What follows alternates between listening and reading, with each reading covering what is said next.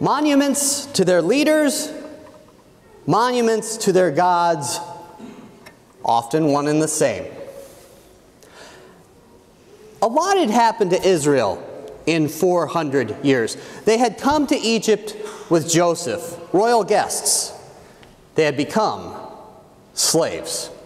They were oppressed and feared, pressed into the construction of Egypt, and victims of Pharaoh's attempts at population control as he tried to kill all of their boy babies. An act, by the way, which placed a baby named Moses in his own household without his realizing it. But years had passed, and this Moses, well, he'd grown, and now he was on the run because he had killed an Egyptian he found abusing a Jewish slave. And tending the flocks of his father-in-law, Jethro, Moses sees this incredible sight. A bush that burns, but it's not consumed by the flames. And he moves a little closer to investigate, and suddenly there's a voice. Moses, take off your shoes. You are standing on holy ground. Because we're not Jewish, we probably don't appreciate Moses enough. But his interaction with God was going to be foundational to the faith of the Jewish people and to the Christian faith that springs out of the Jewish faith. It's a little difficult to say at this point how much attention Moses had paid to this God who was now speaking to him. Probably not a lot. Moses grew up in a land filled with gods. He probably believed in many gods. He lived with Pharaoh, who was God on earth.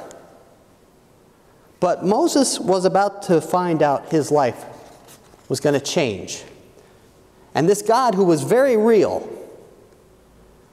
was going to use Moses in what this God would become. And I did say become. So hang with me. We live in an age that seems to be filled with increasing doubt. People are inundated with information that makes them scratch their heads about the concept of God. Atheists and agnostics are all over the internet saying how belief in a higher being is silly because there is no evidence for the existence of a higher being. Ideas from other religions and practices abound.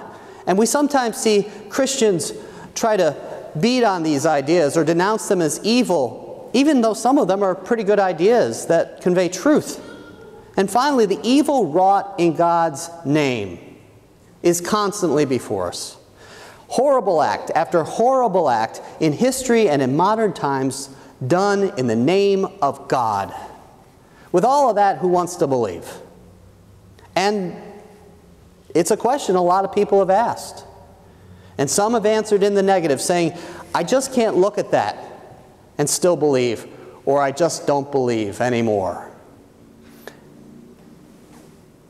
But there is, in every human, something that wants to. Something that wants to believe. Carl Jung, the famous psychiatrist, said that he believed every person is born with an innate sense, what he calls the God capacity. We all have this itch, this sense that we must be part of something grander, this sense that we are connected to something that connects us to all things and that that thing is holy. We have this itch that makes us long for answers, long to give meaning to the greater questions that are out there. It's this itch, this sense that there must be more, there must be more, there must be more, that has taken some of the most avowed deniers of God and turned them into people of faith. People like C.S. Lewis, who was an atheist and rationalist thinker for years, until perhaps he took one too many walks with his friend and fellow professor and Christian, J.R.R. Tolkien. Yeah, that one, the guy with the rings.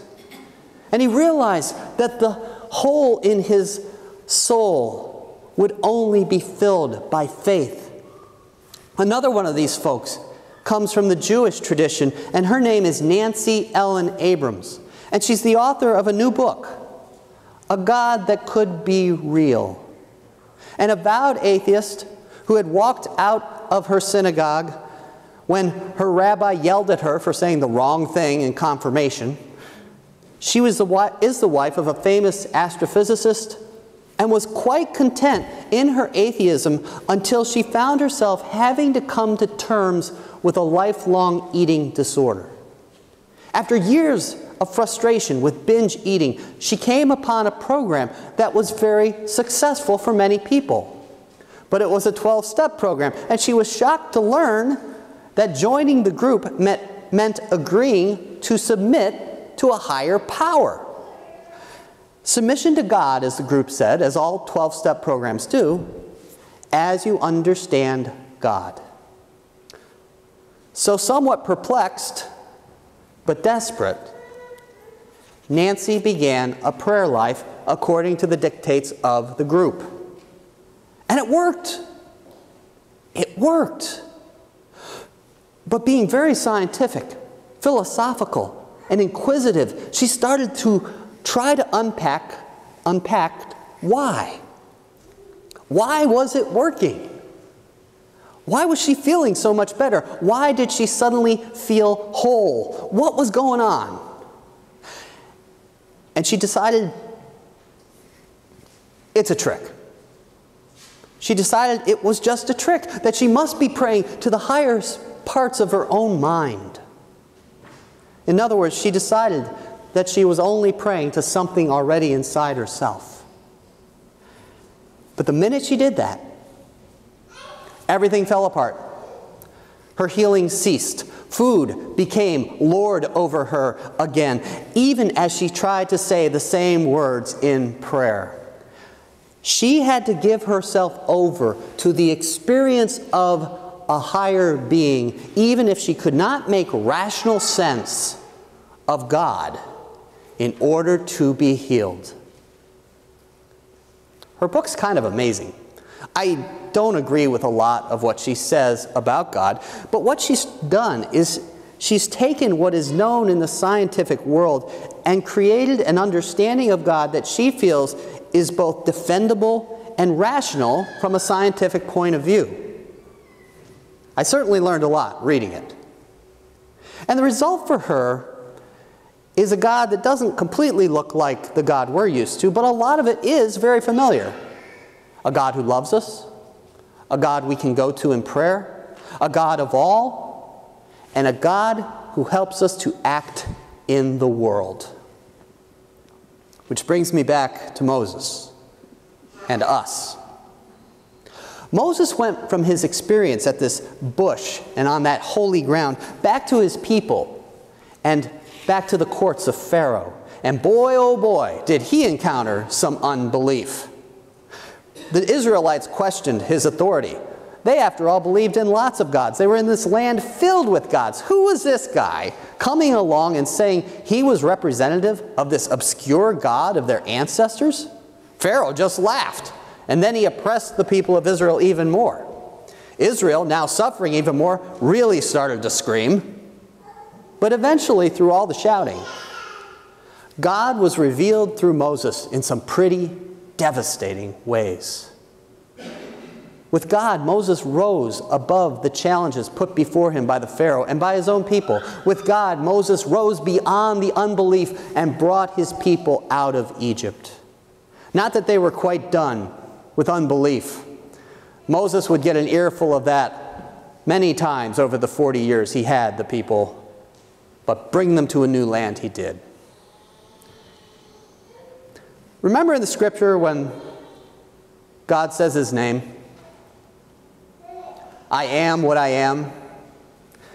There are other ways to translate that Hebrew that don't sound quite so much like Popeye the Sailor. I shall be what I shall be. I bring to pass what I bring to pass. Or my personal favorite, I am becoming what I am becoming. No one knows if God changes or if it's our perception of God that changes, but I am no fan of a static, stale God. Buckminster Fuller, one of the most brilliant minds of the last century, one of the most brilliant scientific minds ever, maybe put it best: God is a verb. God is active. And God is active in us and became active in Moses in a way that literally shook history. Through Moses, this obscure God became the one we all recognize as God. How we understand God grows. In this time when we are unlocking the mysteries of the cosmos and when we are learning so much that is new and also being reminded of how much we really don't know, our understanding of God needs to grow with all of that. Just as our understanding of God had to change many, many years ago when this guy Copernicus, remember him, discovered that, hey, the earth is not the center of the universe. Christians need to be open to new understandings. But the understanding that remains the same, the understanding that does not change, is this: life is better with God. Life is better when we give ourselves to the higher power that is God. You can try to explain away the need all you want. The need remains. Moses didn't want to do what God asked him. He had all kinds of excuses. He said he'd never find the words. He said the people of Israel are stiff-necked. He said Pharaoh's just going to laugh. He was right about all of it. But it's not always ours to understand. So much of life, so much of faith, if we can grasp it, is beyond words. And the call of God is like that. And the call became what Moses needed and what Moses followed. And the world has never been the same. Make no mistake, in this time of violence and grief and ecological upheaval and hunger and despair and injustice, we are getting a call. We might not always understand it. We might not always want to hear it. But the call is there. And it's the call that makes us complete. It's the call to serve, the call to love, the call to be the hands and feet of God. We are still standing on holy ground. We are still called to follow.